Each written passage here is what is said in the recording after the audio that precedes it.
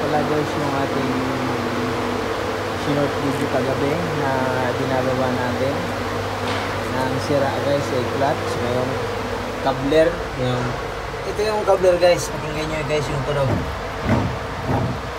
Yan, sira yung seal at bearing yan guys, pinasok na yung tubig kaya ganyan. At yung clutch naman guys nito ay ito.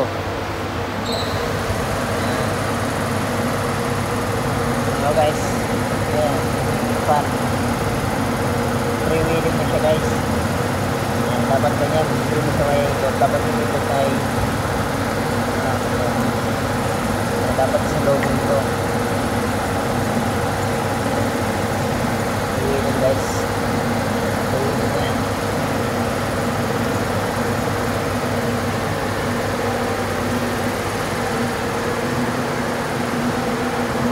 Itong ating pump guys, papalitan na natin to ng seal at bearing guys, kasi pangit na din yung tunog. Ano na, parang pinasok to guys sa tubig.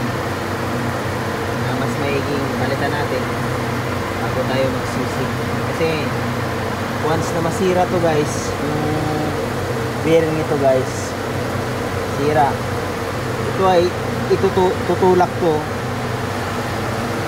Tapos yung crankshaft guys, tutulak ng pump guys, sisirain yung loob guys, yung spacer, kagaya nito guys, kagaya ng ganito guys. Ayan. Ayan. Ayan. At ang nangyari, yan, naputol yung connecting rod, wala na, cancel na guys. Kaya bago pa man dumating yung oras mangyayaring ganito, kailangan natin agapan na to.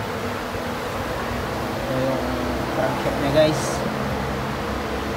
nang dahil lang sa nasira yung yung pump bearing nya, kaya ito yung nangyari.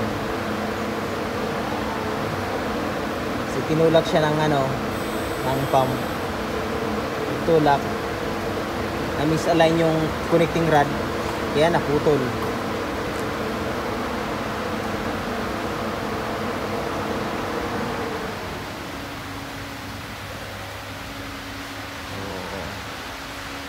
Hanggang dito na lang yung ating video guys.